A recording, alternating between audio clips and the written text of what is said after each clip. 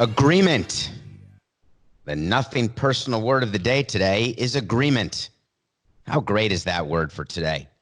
It's the agreement between Major League Baseball and the Major League Baseball Players Association. No, it's not the collective bargaining agreement. I'm calling it the coronavirus agreement, or the COVID-19 agreement, or maybe the COVID 2020 agreement, or the I can't believe we're not playing baseball and it's past opening day agreement, or the how amazing is it that the players and owners got together and solved some serious financial issues agreement, or, oh, this could be the number one name for the agreement. It's the hold your nose, I can't believe I agreed to that agreement. And both sides are saying it. So let's break it down. NPDS. Word of the day. It's agreement.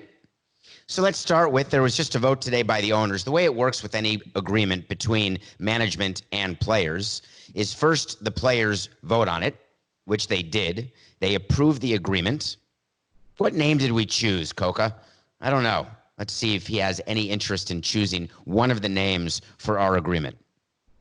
Their agreement. The agreement. The extra IR is really up to you.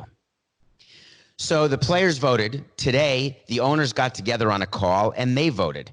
And it was announced, as all good announcements are, that the vote was approved by all 30 clubs unanimously. So let me bring you inside an owners meeting and a vote, and let me tell you a story about what happens when maybe a vote happens that's not unanimous. Back in the early days of owners meetings, my first several meetings, the Yankees were always a team under George Steinbrenner. He would be famous for abstaining. So the vote would be 29-0 with one abstention, and that would be the Yankees. Then there'd be times that Peter Angelos would abstain or vote no. There were times when we voted no to something, like the vote on contraction. When there was a vote to contract the Expos or to pursue contraction, guess what? We're a no. We don't want to be contracted. Instead, we'll sell the team to baseball and buy the Marlins. Nah, that's a story that you've heard, but there's more details on that one. So the vote happens and it passes. You need 23 yays for a vote to pass amongst the 30 owners. So what you do is you're in a room generally, but now with social distancing, this was done on the phone. There's a call-in number. It starts with a roll call. The way roll call works, it doesn't start with the first team, which would be, what is it, the Atlanta Braves? I'd have to look back to the Beard Challenge game 1 and end with the Washington Nationals. It actually, every vote you take in baseball, you end up switching teams who start the vote. Now think about that. So instead of starting with Arizona every vote, you start with Arizona, then you move to Atlanta, then you move to whatever the third team is, fourth, etc. So eventually the number 28 team, let's say the Nationals, the last team, they actually would have the first vote one day, one vote. You do that because you don't want to always have last look. It's like moving the button when you're playing poker. So first they do a roll call. The roll call starts with alphabetically always. So you announce your team, who you're with. It would always be Marlins. They'd call out, and then Jeffrey would say, Louis Samson, and then you move on. So Mets, Wilpon. So it would go on like that, each team. Yankees, Steinbrenner, Levine, Trost, like it would go on like that. So it's generally president, owner. Occasionally teams have extra. The Red Sox were always Henry, Werner, Lucchino before he got fired. Then Henry, Werner, Kennedy. So it sort of goes like that. You can always tell the pecking order, and you can tell when owners are trying to switch the pecking order to make someone happy. So some teams would announce themselves last, the owner. Some teams would let the president do the announcement, but the owner's name has to be first. There's all sorts of crazy politics that go on into the order in which you give your name when you're doing roll call. So the roll call happens today at noon. Then they go on, and baseball presents the terms of the deal. Now, of course, it's already been leaked to the press. So, of course, everybody knows the terms. And, of course, the owners have gotten a memo in advance. How do I know that? because that's the memo that gets leaked to the press every single time. So you read the memo, you get on the call, you do a vote of roll call. Then, once it is explained by Rob and Dan Hallam, the head of labor, deputy commissioner, open the floor to a motion. They ask for a motion to approve the agreement between Major League Baseball and the Major League Baseball Players Association. An owner will raise his hand, and the commissioner will say, Mr. Ricketts of the Cubs makes a motion. And then you have to get a second to a motion. Then there's a second. Mr. Lerner of the Nationals seconds the motion. Any discussion? Never going to be discussion. Okay, we now vote. They're not going to do, for some less important votes, they'll do a voice vote. Everyone in favor. And you say, yay. Anyone opposed? Nay? Nay? Because you'd be very scared in the old days to oppose anything. So the nays would be like this. Nay. Nay. Like when we did the contraction vote, it was nay. Just very quick. Nay. Nay. Just like that. Nay. Like if you're really into it, you go, nay. Right? So it depends. Today, the vote happens not like that. Instead, you go team by team. Let's say they're starting in the middle with the Los Angeles Angels of Anaheim. They call out each team. Los Angeles Angels of Anaheim. Yes. Los Angeles Dodgers of Los Angeles. Yes. Milwaukee Brewers. Yes. So you go on through and you end up with the team that starts with K. Is there a team that starts with K? Or I? Or J? Kansas City would be the one, let's say. So Kansas City would get the 30th vote. And then the commissioner says the vote passes 23-7, 25-5, 28-0 with 2 abstentions, whatever it is. And that's the number that would then be announced to the press. Wait, no, it wouldn't. Let's go back to when Commissioner Rob Manfred got elected commissioner. There is a full pot of stories about that and what went on in Baltimore that fateful day in August many years ago. But the one thing that struck me about that vote, and that happens often, there'll be a vote that passes, and then baseball will say, okay, we know that this is going to pass. We think it's right. There'll be a motion from one of the owners. We think it's right that we announce a united front to the players, that we announce that this was unanimous to the world. So I make a motion to re-vote. What happens is 9 times out of 10, the nays turn into yays because they know they don't have enough to block. So the next vote would be 30-0, and then you get to announce that this vote passed unanimously. The moral to my voting story is we don't know whether or not this passed unanimously. We just know it passed. Why would I think it would not pass unanimously? Wait to see. It's coming in just a few minutes here on Nothing Personal. And it starts with LA and it ends with Verdugo. So one of the big issues that happens in this agreement, and one of the biggest issues, period, during coronavirus on the business side, is as it relates to service time. What exactly should we do with service time? And we've touched on it on the show. You know very well that service time is gold. It's the blood that's flowing through players. It's the anger that courses through the veins of every team president and owner. It is the fight about when a player should be sent down or not. It was the subject of the Chris Bryant grievance, for crying out loud. It was all about service time.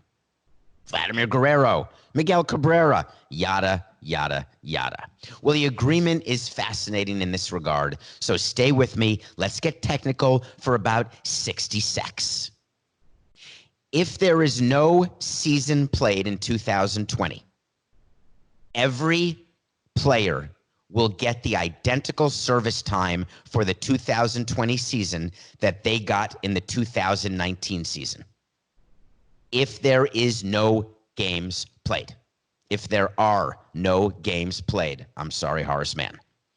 So what does that mean? That means if you were a player on your team from day one to day end, and you got a full year of service last year in 2019, if there are no games in 2020, you get another full year of service.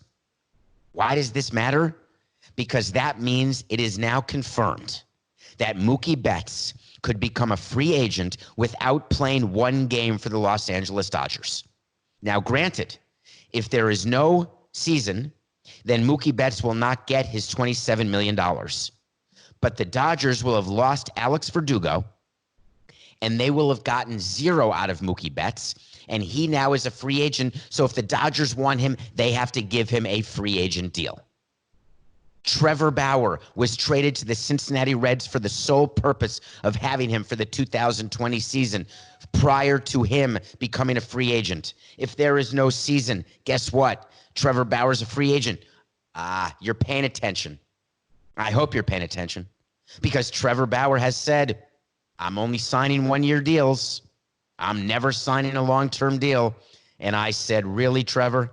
If someone offers you 5 years, $100 million, you're going to say, no, I'm going to take 1 year at 20? I'll believe that when I see it. There's as good a chance as the sun rising in the west as Trevor Bauer turning down a 5-year, $110 to $130 million deal. Give me a small break. Wait a minute, does the sun rise in the west in Australia, Coca? I know the toilet flushes the other way, and I know that the seasons are different. I wonder if the sun actually rises in the west in the southern hemisphere. I'm not Googling it because I don't want to mess up the server with everyone learning online right now by Googling the ridiculous things that I would normally Google. So I actually don't have an answer. Coca is whispering to me, talk about value added. Thank you, Matthew. He is whispering that west is still west in Australia. That is about as helpful as a Band-Aid when you are leaking blood out of your eyeball. It's not helpful. Does the sun rise in the east in Australia? He's claiming it does. All the people in Melbourne who love nothing personal, and I get to hear from you, could you just please get back to me confirming the sun rises in the east? So in any case, Trevor Bauer would be gone from the Reds in 2021. He'd be a free agent if he weren't re-signed. This service time issue is major. It is a major get for the players in terms of a canceled season. But then let's go a little deeper. What if they only play 81 games? Does that mean that everybody only gets half a year of service? No. The agreement states that no matter how many games are in, quote, the championship season, which is the definition used in the collective bargaining agreement of a full year of service, is 172 days of the championship season on an active roster or injured list gives you a year of full service. Now, if there's only 81 days, but you're on the active roster or injured list for 81 days, you get a full year of service, which means that if the Dodgers only play half a season, and even with expanded playoffs, which we'll discuss, the Dodgers' likelihood of winning the World Series is diminished, as we talked about. They are not getting the bang for their buck, which is a way of saying to you today, if I were the Dodgers, I am not sure that I am voting yes on this deal, because service time is a much bigger deal to the Dodgers than it is to the Marlins. Now, what about money? Actual cash money. So the way it's working with cash money is that baseball is giving $170 million to the players to split amongst themselves. And the way they're splitting it is that each player will get $150,000 who is on a major league roster. Goes down from there for players with split contracts on the 40-man roster, which is another way of saying players who get paid one amount if they're on the big league team, but if they're optioned to the minor league team, they get a much smaller amount. There's an agreement as to what those players will make. It'll add up to $170 million. And that's all they're going to get if the season's canceled. And they've agreed not to sue baseball because a union can sue management. They've agreed not to sue to get their full salaries. That is a big win for baseball and the owners. They have capped their downside risk in the case of no season. And they've got credit, which we're going to talk about later in the show as well. They've got credit to come up with the money to pay the players this $170 million. Why would players agree to take that amount of money? The answer is because at the end of the day, they got service time, and then they got another little nugget. Salary arbitration. Salary arbitration is something, again, that we discuss all the time because it's something I did for 18 years. The way salary arbitration works is players who have been in the league 3 years, between 3 and 6 years, go to a group of 3 men who decide what you're going to get paid, either the number the club submits or the number the player submits. The way you can decide, the way arbitrators decide what they're going to pay the player, is they look at statistics. What are the player's statistics? It's called bulk in the industry. How much bulk does the player have? How many home runs? How many RBI? What was the WAR?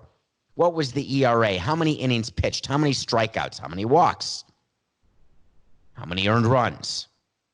Interestingly enough, in arbitration, if you miss half a season and only have 81 games worth of stats, your bulk number is lower, and that hurts you in arbitration.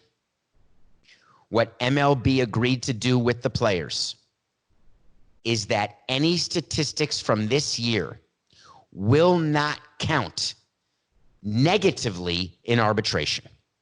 What that means is the arbitrators going forward will not be able to use as a way to judge what the salary of a player will be. They will not be able to judge the diminished statistics that will be had if a guy has 15 home runs when he could have had 50.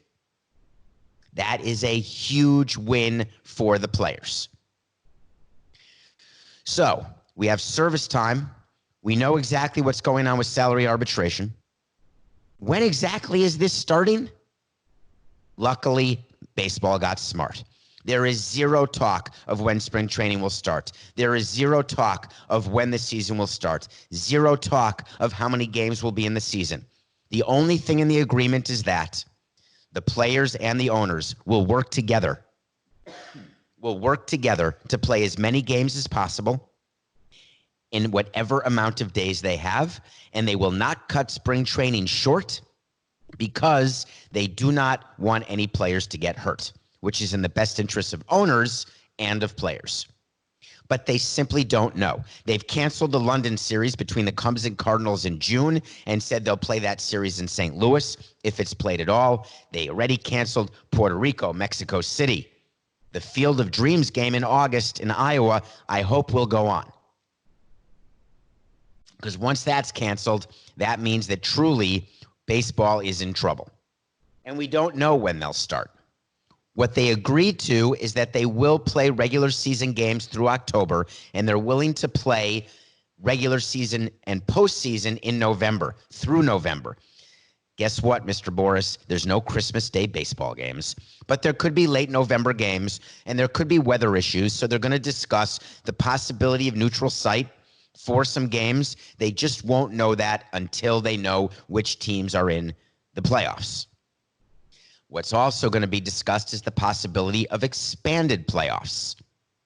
I love the fact that they're thinking about this. I worked on this for years in baseball. Right now, there's only 5 teams per league. They could extend it up to 7 teams per league. That means extra wild card teams, which means extra elimination games, which means extra money for everybody. Extra excitement for fans, extra money from the broadcasters, if they're not already having to give money back to the broadcasters for make goods for all games missed. But it's an exciting possibility to have an expanded playoffs, but way too early to make any decisions on that because we just don't know. The way expanded playoffs will happen is the shorter the season, the more likely it is to have expanded playoffs. That's something we always talked about inside the commissioner's office. If we went down to 154 games permanently, that would be the onus in order to have expanded playoffs, because you want to make sure you're not playing into November in a regular season. But this year, all bets are off. Anything could possibly happen. The other thing that happened, the draft completely changed. They're delaying the amateur draft from June to July, and they're taking it from 40 rounds to as low as 5 rounds. Now, why is that interesting to me, that the draft could be reduced? Because it's a dream come true. Because the amateur draft is an absolute lottery. There's no other way to say it. Only 50% of first-round picks become meaningful major leaguers, and that percentage goes down and down. You're paying millions of dollars to high school kids when you don't know what they're going to be. And once in a while, you get a brilliant pick in the later rounds, like a Mike Piazza or an Albert Pujols. Even Giancarlo Stanton wasn't drafted in the first round. Christian Yelich was. Jose Fernandez was. We had some very good first-round picks, and boy, did we have some busts. There was a year when we had like 5 picks in the first round plus the compensation round, which happens after the first 30 picks. And we had Chris Volstad that round. Sean West, who I mentioned, I think was in that draft. We just did not. A guy named Jacob Marceau, as I recall. I don't even think he had a cup of coffee. God, that could have gone better. But in any case, the way the draft is going to work is that you have to draft a player, but now it's slotted. And what is fascinating about the slotting system and what upsets Scott Boras so much is, guess what? The slots are staying flat. No 3.5% increase at all this year or next year. Scott Boras called it unconscionable. You know what that means? It's perfect. That means it is perfect. Molto bene. It's perfecto. The slots should be flattened. Now, does it mean that more high school players will not get drafted because the draft is only 5 rounds instead of 40? Yeah, but they can sign for 20 grand. The limit used to be 125 grand. Now it's 20 grand as part of this new agreement. And it all makes sense to me. Now, what else is part of this agreement? Guess what? No more trading draft picks or international slots. You can pay your bonuses over a period of years when it used to be only over a period of a year, and that is for cash flow. Remember, the players who vote on this agreement are part of a union. Amateur players and minor league players are not part of the union. You can bet that when MLB agreed to a full year of service time in case of cancellation, or a full year of service time, even if the season's only 81 games, MLB got whatever it wanted after that. You think the Major League Baseball Players Association gives one crap about when minor league players get paid? They pretend they do during a normal agreement, but when it comes right down to it, nope. You think they care that there's only 5 rounds? Nope. Even the players drafted in the 20th round don't care because they'll still get to sign. And by the way, when you're drafted in the 20th round and below, you're only making 20 grand. The last 10 picks, you make $1 grand, sometimes not even a bonus. So that's another part of it. Next, drugs. You got to talk drugs. The players want to know. What happens to all drugs? Can you take them? What happens if you're currently on a drug suspension? So here it is.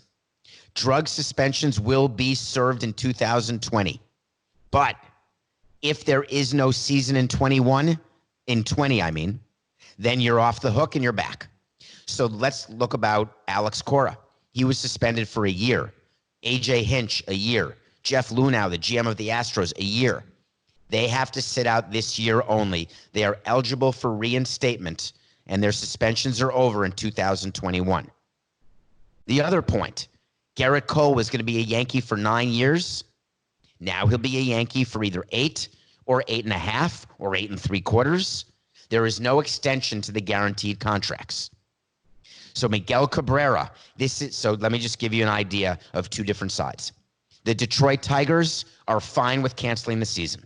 They don't have to pay Miguel Cabrera. Now, don't call me Chris Ilitch. Of course you want to play, I get it. But you know very well that deep down, in a place that you're not willing to admit, you will look right at me in the mirror and you'll say, if I can get a year of not having to pay Miguel $30 million and I don't have to extend his contract by another year, I'm taking that deal. But if I'm the Yankees and I signed a 9-year deal with Garrett Cole and the first 4 were going to be the best, but he's getting older, the players are getting older, I'm losing one of his best years. If I'm the Cincinnati Reds and I signed Mike Moustakas or Nick Castellanos to a 4-year deal, I'm only getting 3, but I'm missing what could have been the most productive year. It is a big deal if a year gets canceled because players get a year older. So when the first question I'm getting on Twitter at David P. Samson, and by the way, I always appreciate that you're listening. I really do. If you're liking Nothing Personal, if you like the blazer and the coat, the background, the glove chair, and it's interesting to you, in addition to rating, reviewing, and all the things you've always done, would you tell a friend to listen? I'd like to get the word out about Nothing Personal to as many people as possible because I want to give them 45 minutes of either something to entertain them, something they can be angry about, something they can critique, or something that interests them, or something just to pass the time for 45 minutes every day. I want to do my part to help in the stay-at-home situation. So tell a friend. Was that self-serving? You're damn right it was. Of course I have an ego and I want as many people to listen as possible. But on the other hand, it's not like I have a contract where the more people who listen, the more I get paid. So it's not self-serving in that way. I get paid the same if one person listens or if 1 million people listen. Although I'd argue if one person were listening, I'd be in danger of not getting paid anything. Anyway, tell a friend. So Coca really wants me to get into another subject, and I'm going to touch on it. The players and the league have agreed. This is part of the agreement, and I like it, but this is obvious. That the 2020 MLB season cannot begin until 1, there are no bans on mass gatherings that limit the ability to play in front of fans. 2, there are no travel restrictions. 3, medical experts, not presidents, not congressmen, not senators, not people in the media, not owners. Medical experts determine that games will not pose a risk to the health of teams and fans. Now, as per Jeff Passan, who it pains me to quote, the caveat, why does it pain me? Do you know what it is with Jeff Passan? One time I'd like to meet him.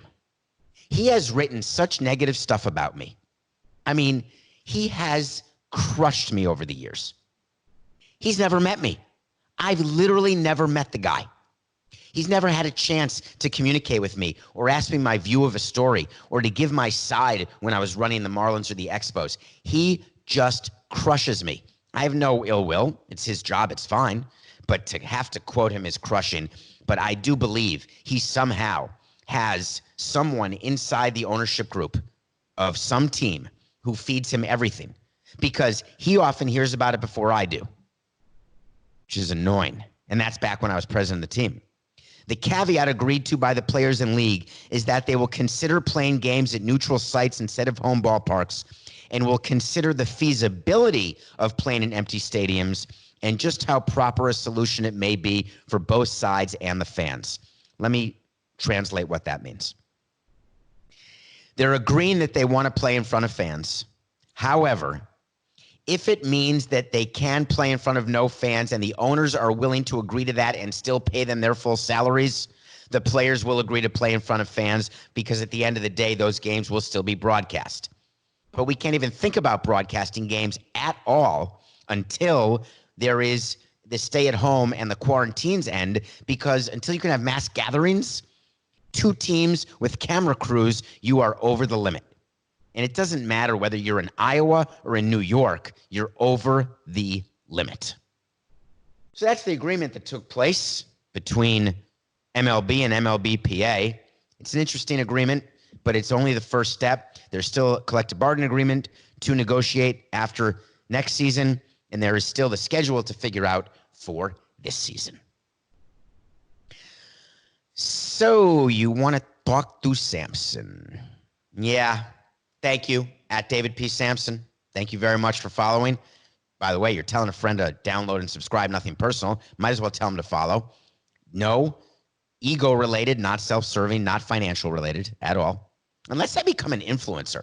Like if I get to 2 million and then I can say that I went to get P.F. Chang's and they'll give me free P.F. Chang's for a year, then I'll tell you how self-serving it is. But what I promise, if I ever get to the point where I'm getting free stuff, I guarantee you, and you can book this, Coca, I guarantee you 50% of the free stuff will go to Coca and the other people with whom I work at CBS Sports HQ, And the other 50% of the free stuff will go to communities and to people who have needs for food or clothes if I'm getting clothes or shoes. I will donate all of it.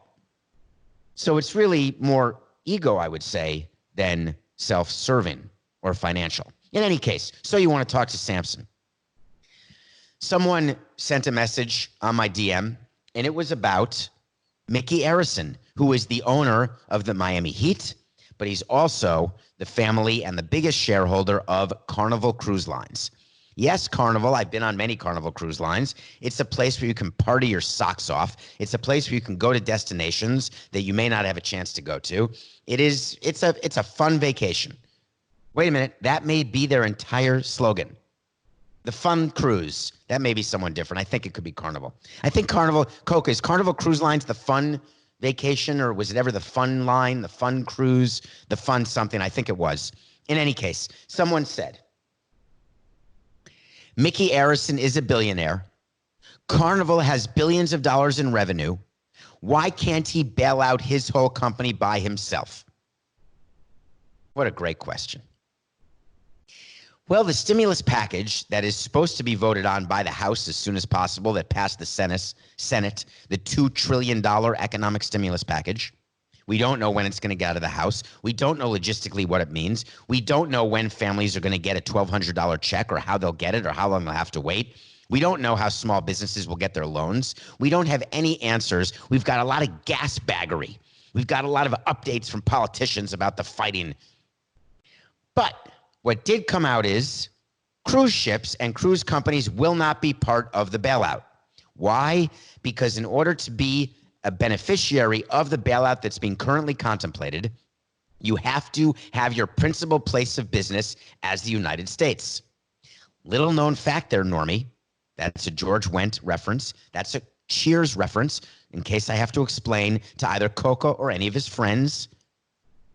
It's a little known fact. It's actually not George Wendt. It's Cliff Clavin, who played the mailman, who played, I can't remember his name in Cheers. I can't believe it. Cliff Clavin instead of Norm. He played Cliff Clavin.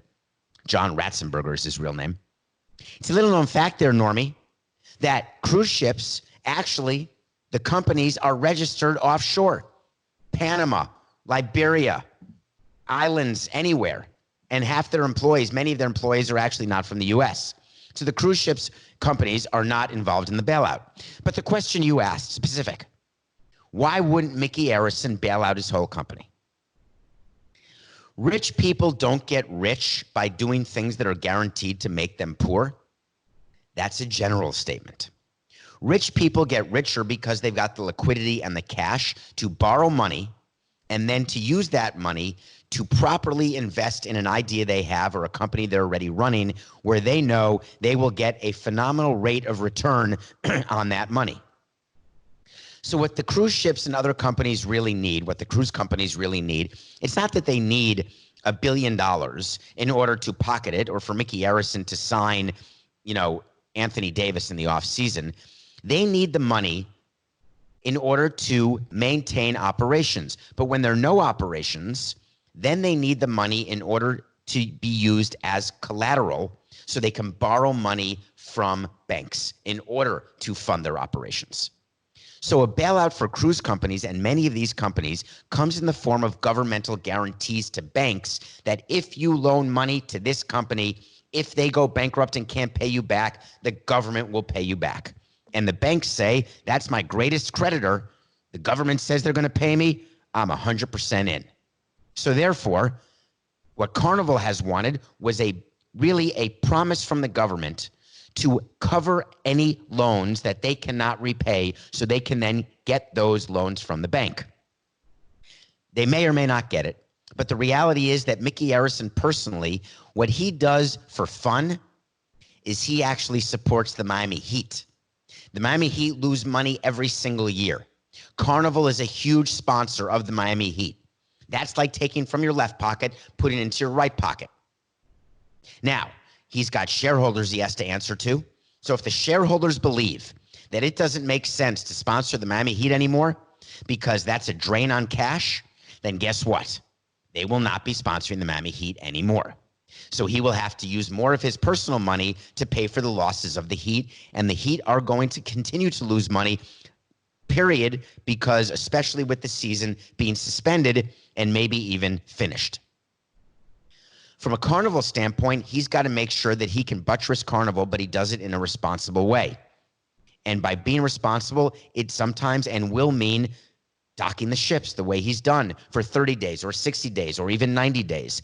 And the losses are going to be in the billions. So to do that, you will cut your operational expenses.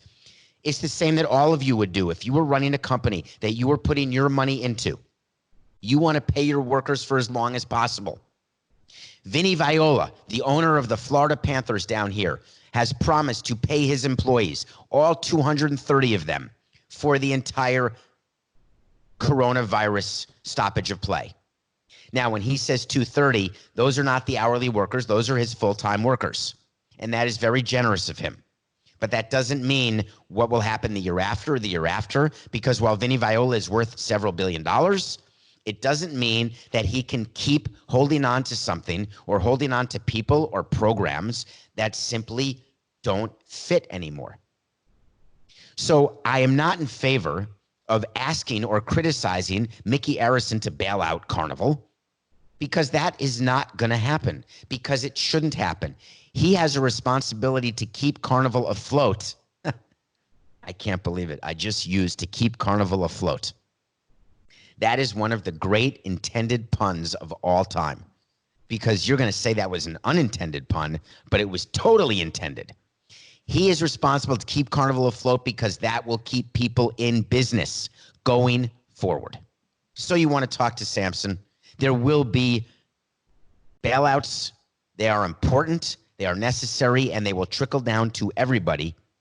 But don't go to sleep on the impact that this stoppage will have, that the cruise line recovery, however many years it takes, the impact that will have on the Heat, that's real. Okay. I did it yesterday. I did it. Period. End of story. I did it. I watched all 7 episodes of Tiger King, every single one of them. Here's my review. Tiger King. It's an absolute cluster of insanity with characters that you can't make up, that if I didn't know better, were the fictional musings of some of the best writers in Hollywood. Instead, they are actual people who own tigers and lions and bears, oh my, alligators. They blow up buildings. They set fires. They plan to murder people. They have cults. They've got weird uniforms. They've got no teeth. They've got meth usage. They've got hitmen who stop on the way to do a hit in order to go to strip clubs and do cocaine. They've got Florida everywhere.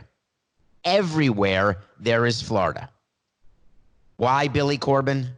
Because Florida. It is amazing. I'm going to do one spoiler, and it's going to be quick. One little one.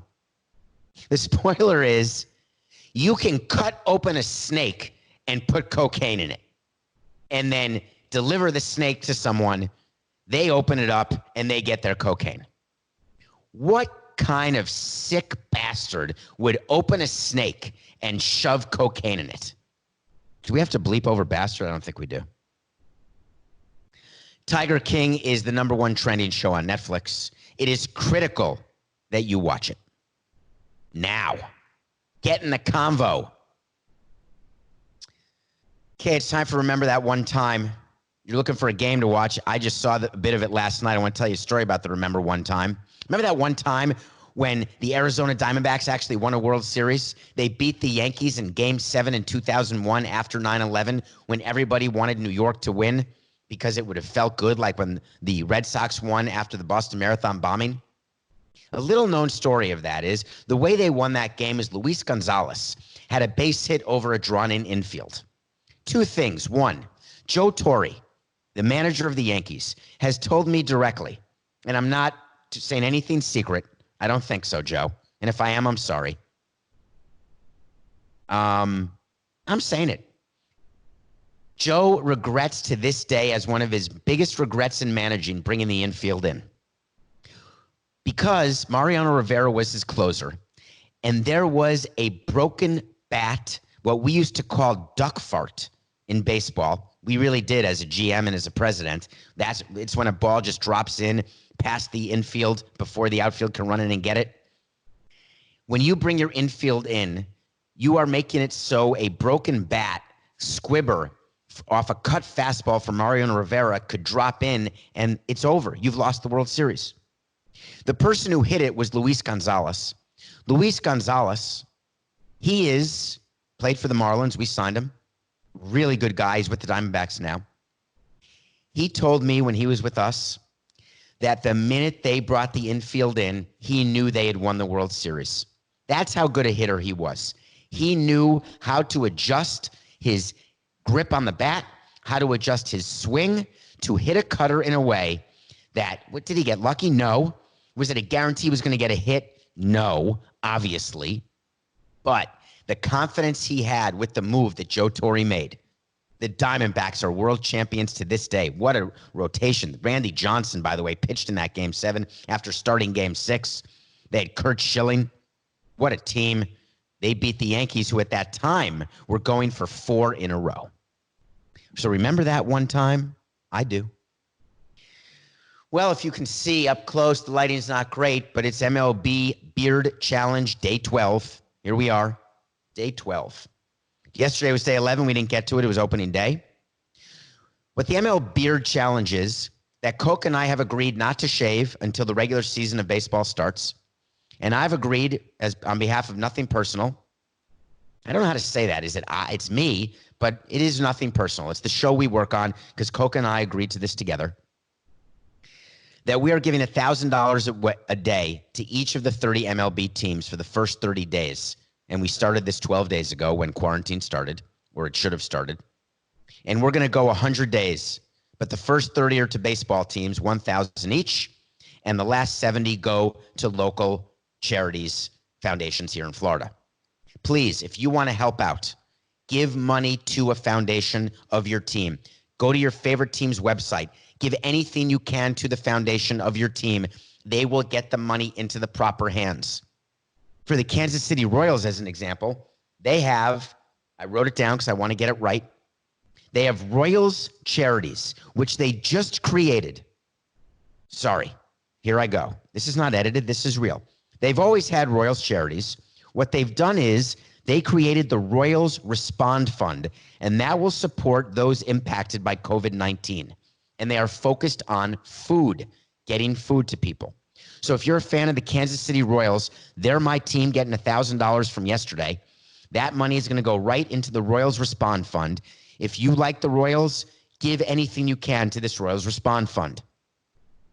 The team for today is the Los Angeles Angels of Anaheim.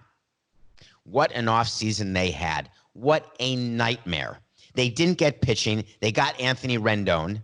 They gave him a huge long-term deal. They may lose a full season or any sort of advantage. They lose a year of Mike Trout in his prime.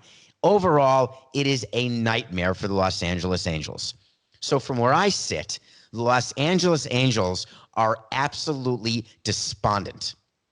Not as bad as the Dodgers, but they're in a position right now where it's not as though that they had a pitcher who was going to recover right now, like the Mets with Syndergaard, where having this year off of no games or having a season that's much smaller, not having to pay Syndergaard his full salary, that's an advantage. There's no advantage to not paying Mike Trout his salary because he's worth every penny that he's making and more. The Milwaukee Brewers are despondent. We'll get to them soon. That they would lose a year of Yelich at a much smaller amount. He starts getting paid more in a few years. But for the Angels of Anaheim, having Rendon, Trout, Pujols, Albert Pujols is still getting paid of the deal that we offered, and the Angels totally overpaid. He's through 2022. He is the law of diminishing returns by far. But they now have a year where he's done. They don't have to pay him. So are the Angels mixed? We have Trout. We have Pujols. What do we do? If I'm the owner of the Angels, Artie Moreno, I'm letting the chips fall where they may. I don't want to pay Albert. I desperately want to pay Mike Trout. I want to see what's going to happen. But all of the owners got together, every single one of them. All the players got together, even with coronavirus going on. You know very well what they did. They looked each other through Zoom and they said, hey, for every single one of us, it's just business. It's nothing personal.